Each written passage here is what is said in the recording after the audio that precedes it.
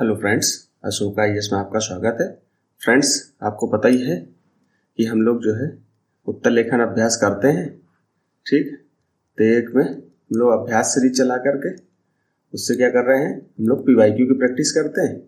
और एक आपका प्रैक्टिस सीरीज चल रही है जिसमें हम विभिन्न संस्थानों की जो टेस्ट सीरीज होती है उनसे खंगाल करके प्रश्नों को लाते हैं, या मैं स्वयं से भी प्रैक्टिस के लिए प्रश्न बना देता हूँ।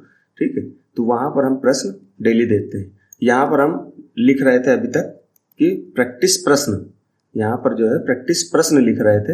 अब मैंने प्रैक्टिस प्रश्न क्यों हटाया इसलिए कि हमने यहाँ 8 नंबर दिया है, फिर कल से 9, 10 इस तरह से चलेगा। लेकिन कुछ बच्चों की डिमांड थी कि सर एक एक प्रश्न आप कराएंगे तो हो सकता है कि प्रश्न या कोर्स हमारा पूर्ण ना हो पाए, क्योंकि इस प्रैक्टिस सीरीज का हमारा उद्देश्य या ध्येय ये था कि हम पूरे सिलेबस को कंप्लीट करा दें। तो ये कंप्लीट कैसे होगा, जब हम ज़्यादा से ज़्यादा प्रश्न हल करेंगे तो ज़्यादा से ज़्यादा प्रश्न हमें हल कराने पड़ेंगे। तो अभी शुरुआत में मैंने एक एक प्रश्न लिया, तो कुछ लोगों के जो है मैसेज मेरे पास आए थे, उसमें मेरे कुछ मित्र भी जुड़े हुए हैं जो मुझसे जूनियर हैं लेकिन मित्र के रूप में हैं। तो मुझसे जुड़े तो उन्होंने बोला कि सर इसकी संख्या कम से कम 2 से 5 के बीच में करिए। तो मैंने कहा कि अभी हमने एक एक करी है, अब इसको जो है 2 कर देते हैं। तो जैसे 8वां प्रश्न है, कल से हम 9 और 10 मतलब एक साथ लाएंगे, 9 और 10 ऐसे। तो 2-2 प्रश्न, फिर धीरे से 3 कर देंगे, फिर 4 कर देंगे, 5 तक ही रखेंगे। तो इससे क्या होगा कि आपका जो है अच्छा खासा सिलेबस जल्दी से पूर्ण हो जाएगा। अभी क्या है कि हम लोग GS2 पर है। ठीक, धीरे से आप लोग कमेंट हमें बताते नहीं हो तो हम जो है दूसरे पेपर पर नहीं जा रहे, लेकिन मैं इसके 2-4 प्रश्न और कराने के बाद मैं GS3 में चला जाऊंगा या GS1 में चला जाऊंगा। इस तरह से मैं इसको बदलता रहूंगा। तो इससे क्या होगा कि आपका जितना भी सिलेबस है इस प्रैक्टिस सीरीज के माध्यम से, वहां तो आप अभ्यास प्रश्न में क्या होता है कि हम पिछले ईयर्स के विगत वर्षों के प्रश्नों को लेते हैं, तो उससे क्या होता है कि आपकी जो तरीका होता पढ़ने का वो सही हो जाता है, उसको सही ढंग से जो है तरीका पता चल जाएगा। यहाँ पर क्या है कि हमारा ध्येय ये है कि आपका कोर्स कंप्लीट हो। तो आप जैसे कोई बुक पढ़ रहे हो GS की, तो आप उसको पढ़ते रहिए। ठीक, उसको नहीं बंद करना है। ये नहीं कि मैं करा दूंगा तो आपको वहां पर बंद कर देंगे। उससे क्या होगा कि आपका प्री मृत्यु तैयार हो रहा है और मेंस प्री दोनों को मिला के पढ़ना है। 3 प्रश्नों के माध्यम से मॉडल आंसर भी आपको दे देंगे और आपको इससे जो है सिलेबस भी कंप्लीट हो जाएगा। तो जो GS जैसे आप पॉलिटी पढ़ रहे हैं, तो मेरे जैसे मैं पॉलिटी के प्रश्न करा रहा हूँ, तो आप पॉलिटी की किताब ले लीजिए, लक्ष्मीकांत सर की किताब लीजिए और लक्ष्मीकांत सर की किताब को 2-2.5 महीने में कंप्लीट करना है। ये आप टारगेट रख लीजिए अगर बिगनर है तो।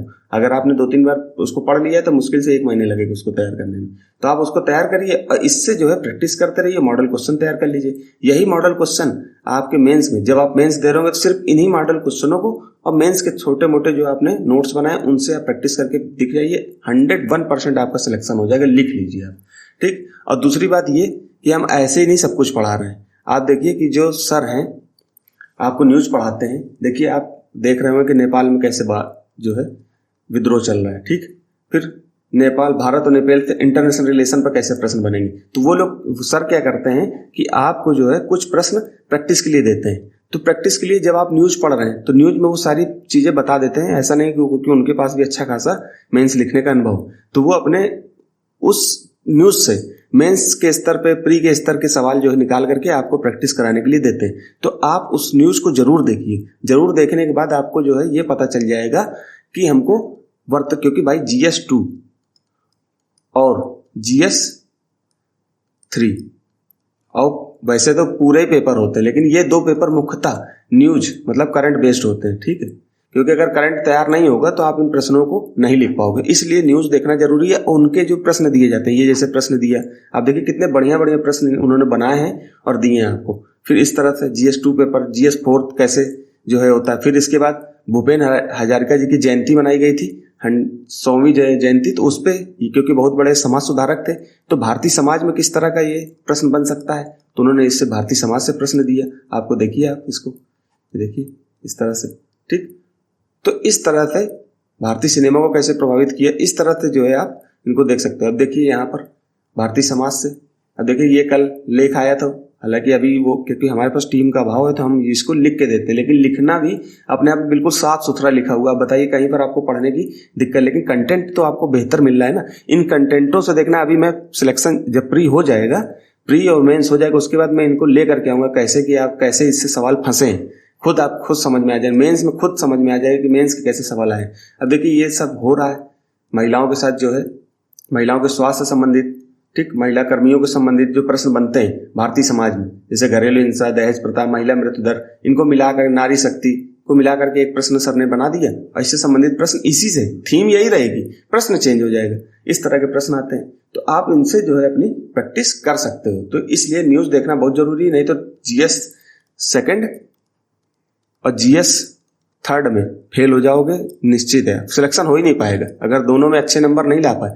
क्योंकि ये हिंदी माध्यम के बच्चों की यही कमजोरी कि ये जो है जीएस सेकंड और थर्ड में उनके नंबर कम आते हैं। पता चलता है कि 70 नंबर आ रहे हैं, 60 नंबर आ रहे हैं, ठीक। और जीएस फर्स्ट और फोर्थ में तो आपके अच्छे नंबर आ जाते हैं, निबंध में भी अच्छे नंबर आ जाते हैं। इसलिए आपको सब कुछ, निबंध में भी अच्छी पकड़ बनानी है, ठीक। फिर उसके साथ साथ आपको जीएस थर्ड, जीएस सेकंड में भी बना लो और बाकी विषय आपके ठीक है ही हैं। और ऑप्शनल को भी देखो, आराम से आपकी तैयारी हो जाएगी। अब प्री लेवल पे देखिए, मैपिंग से संबंधित प्रश्न पूछे जाते हैं, तो मैपिंग से संबंधित प्रश्नों को ऐसे देखो, सर आपको इतनी बढ़िया मैपिंग करा के देते हैं, अब देखिए आप इनको कर लीजिए, अब फिर देखिए आपको प्री में कैसे नहीं फायदा मिलता है, ठीक है। तो कल से हम 2 प्रश्न लाएंगे, इसलिए मैंने यहाँ पर 2 प्रश्न लगाए हैं, ठीक। ये तो इसलिए हमने इसका नाम जो है डेट कर दिया है, ठीक। तो यहाँ पर हम रखते हैं, देखिए ये प्रश्न पूछा गया है, ये सिलेबस के किस पार्ट से, तो पहले आप यहाँ पर प्रश्न दिख रहा है तो मैं यहीं पर दिखा दे। तो लिखित संविधान की विशेषताएं, लिखित संविधान की विशेषताएं का संसदीय संप्रभुता के साथ, संसदीय संप्रभुता का मतलब संसद को जो अधिकार दिए गए हैं उस पर बाहरी हस्तक्षेप नहीं है, क्योंकि हमें संविधान में ही वो अधिकार दिए गए, के साथ सामंजस्य मतलब जोड़कर जो लिखित संविधान है और संसदीय संप्रभुता के साथ स्थापित सामंजस्य स्थापित करने के लिए भारतीय संविधान में संशोधन प्रक्रिया का उद्देश्य। अब हमको यहाँ पर संशोधन प्रक्रिया के साथ लिखित संविधान का जो है जिक्र करते हुए इस प्रश्न की भूमिका लिखनी। फिर उसके बाद लिखित संविधान और संसदीय संप्रभुता 2 खंड में इसको बांटो और निष्कर्ष लिख दो। यहाँ पर मुझे लिख देना चाहिए था आगे, क्योंकि मैंने इसको जो है भूमिका में यहाँ पर कुछ छूट गया था। छूटने का मतलब यहाँ पर लिखित संविधान के साथ जोड़ करके आपको जो है क्या लिखना है, उसके संशोधन की प्रक्रिया को बताना है और इसी तरह से छोटी सी भूमिका लिखनी है। तो इसमें दोनों का जिक्र करना है। तो मैंने किस तरह किया है आप यहाँ पर देख लीजिए। तो सर पहले तो हम लोग ये देखेंगे कि ये प्रश्न हमारे सिलेबस में किस पार्ट से जुड़ रहा है। तो भारतीय संविधान आपका सिलेबस में ही दिया हुआ है, उसमें विशेषताएं, संशोधन, ठीक, महत्वपूर्ण प्रावधान और बुनियादी संरचना से संबंधित है। फिर आपकी संसदीय संप्रभुता पूछा है, ठीक, यहाँ पर देखिए आप संसदीय संप्रभुता की बात कर रहा है ये।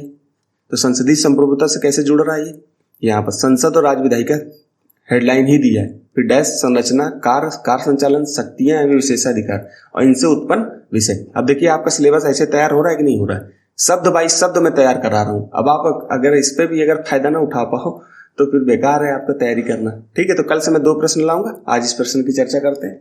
आप लोग प्रैक्टिस करते रहिए, ठीक। कुछ बच्चे जो मुझसे व्यक्तिगत रूप से मैसेज करके जो मुझसे जुड़े हुए थे मेंटरशिप में, वो उनके लिए भी बहुत ज्यादा लाभ मिल रहा है।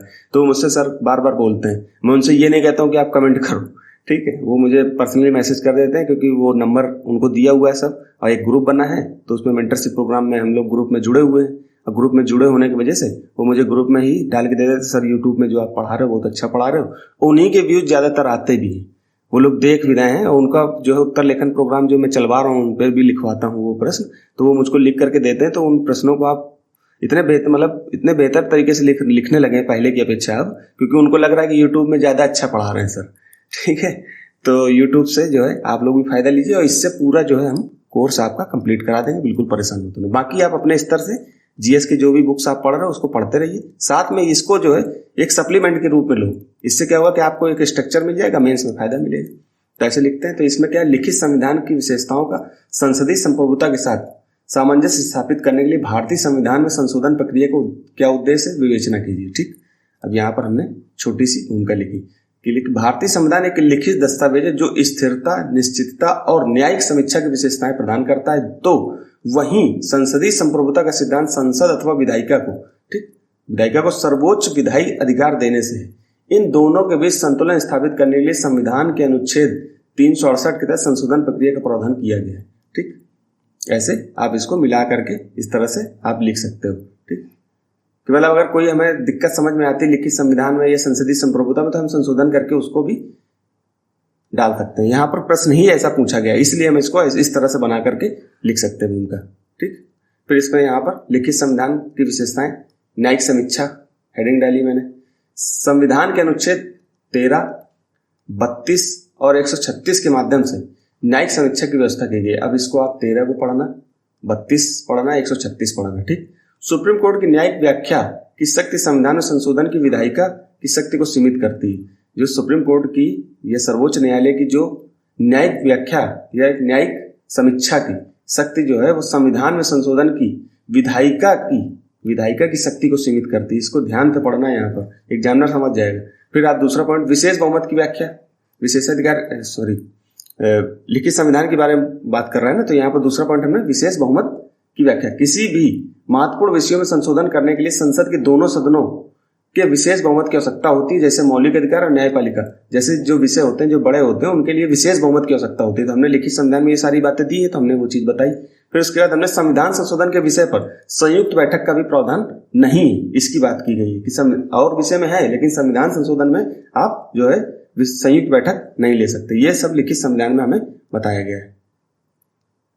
फिर यहाँ पर चौथा पॉइंट, जब भी कभी संघीय चरित्र को प्रभावित करने वाले प्रावधानों पर संशोधन करना हो तो आधे से अधिक राज्यों के अनुसमर्थन की आवश्यकता होती है। जैसे जीएसटी बिल लाया गया था तो आधे से अधिक राज्यों की सहमति जरूरी हो जाती है। संघीय चरित्र का मतलब जो संघ के जो राज्य और केंद्र दोनों को प्रभावित करने वाले जो मामले होते हैं उन पर जो है आधे से अधिक राज्यों की हम सहमति लेते हैं। जैसे राष्ट्रपति के निर्वाचन संबंधी कोई अगर संशोधन करना हो तो वो हमने एग्जाम्पल में डाल दिया जैसे करके, ठीक। फिर उसके बाद केशवानंद भारती, इसमें शक्ति पृथक्करण की आधारभूत ढांचे की बात करी गई। केशवानंद भारती वाद के बाद आधारभूत ढांचे का विकास जिससे संविधान के मूलभूत सिद्धांतों जिस पर हमारा संविधान टिका है की रक्षा की जाती है, ठीक। मूलभूत सिद्धांत हमने कोष्टक में इसको डाले, जिस पर हमारा संविधान टिका हुआ है उसकी बात हम कर रहे हैं। तो मूलभूत ढांचे की बात करेंगे तो हमने 5 पॉइंट ये डाल दिए। फिर उसके बाद संसदीय संप्रभुता के साथ सामंजस्य की बात, क्योंकि पूछा गया प्रश्न में, तो हमने 1 पॉइंट ये डाला। संसद साधारण बहुमत के माध्यम से संविधान के अधिकांश प्रावधानों में संशोधन करने की शक्ति रखती है। अधिकांश प्रावधानों में यह है कि साधारण बहुमत से संशोधन हो जाता है। आप शुरू के अनुच्छेद 1, 2, 3 उठा सकते हो, ठीक। संविधान में संशोधन से संबंधित प्रस्ताव के संघ की विधायिका में प्रख्यापित किए जा सकते हैं। संविधान में संशोधन संबंधित प्रस्ताव संघ की विधायिका में प्रख्यापित किए जा सकते हैं, राज्य विधायिका में नहीं। आप ये ना सोचो कि आप विधानसभा में कोई संविधान संशोधन विधेयक उठा लाओगे। कुछ मामलों जैसे राज्यों की विधायिका में से अनुसमर्थन, जैसे कुछ मामले ऐसे होते हैं जिसमें जैसे संघीय चरित्र का मामला हमने ऊपर डाला ना, तो उसी संघीय चरित्र के मामले को हम आधे से अधिक राज्यों की अनुसमर्थन के लिए जरूर ला सकते हैं, तो वो बात अलग हो गई। लेकिन डायरेक्ट आप सोचो कि राज्य विधायिका में कोई संविधान संशोधन मूल अधिकार संबंधित विषय को उठा के ले आए, तो ऐसा नहीं है, ठीक है। तो यहाँ पर आप इतना समझ जाना, वो एग्जामिनर समझ जाएगा आप इतनी, क्योंकि भाई सीमा होती लिखने की सीमा हमारे पास कम है और लिखना हमें ज्यादा है। ज्यादा कम शब्दों में ज्यादा बातों को समझाना, तो हमको इसी तरह से लिखना पड़ेगा। फिर संविधान संशोधन विधेयक पर राष्ट्रपति की पूर्व अनुमति की आवश्यकता नहीं होती, ये भी हमने डाल दिया इसमें।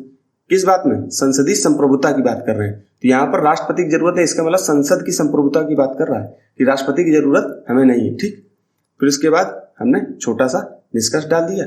इस प्रकार भारतीय संविधान कठोर और लचीले लिखित संविधान का समन्वय है। हमने दोनों की बात करें, क्योंकि हमारा संविधान कैसा है, लचीला भी है कठोर भी, जहाँ कहीं कहीं पर कठोर दिखता है, कहीं पर लचीला दिखता है, जिसमें संशोधन प्रक्रिया का उद्देश्य लिखित संविधान एवं संसदीय संप्रभुता के साथ सामंजस्य को बनाए रखना है। अब देखिए यहाँ थोड़ा सा व्हाइटनर वगैरह लगा देता हूँ, इसलिए क्योंकि कुछ शब्द होते हैं जैसे कहीं पर के लिखना है तो को लिख गया है फ्लो में, तो लिख जाता है, तो फिर बाद में एक बार प्रूफ रीडिंग करता हूँ एक बार कि कहीं ऐसा ना हो कि आपको गलत कंटेंट मिल जाए। तो इसलिए ये जो है कहीं पर का की के में छोटी मोटी गलती अगर होती है तो मैं उसको जो है थोड़ा सा व्हाइटनर ये धीरे धीरे जो है कम हो जाएंगी, है ना।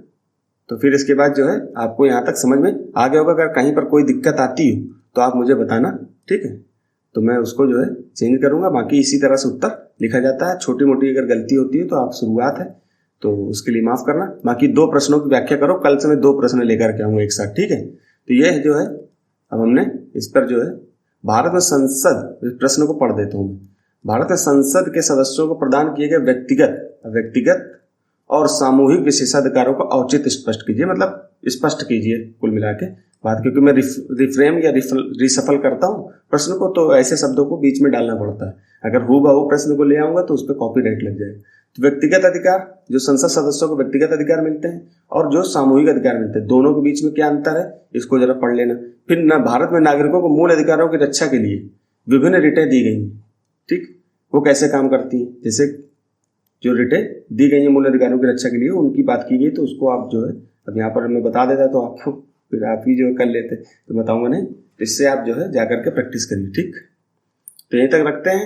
बाकी न्यूज़ में आप देख लीजिए, इस तरह के सर न्यूज़ कराते हैं, तो इसको जो है देखना मत भूलना, क्योंकि ये जो है प्रश्न आपकी जो जीएस सेकंड और थर्ड पेपर में अच्छी खासी जो है अच्छा खासा फायदा आपको दे सकते हैं। इसलिए मैं बार बार बता रहा हूँ कि न्यूज़ मत भूलना, न्यूज़ जरूर देखना, और न्यूज़ से ऐसे प्रश्न सर करा रहे हैं तो उससे जो है आप प्रैक्टिस भी करते रहिए, ठीक है। तो इस तरह से आप वर्तमान, क्योंकि भाई GS2 और GS3 पेपर में आप वर्तमान करंट को अगर जोड़ दोगे तो आपके नंबर बढ़ जाएंगे।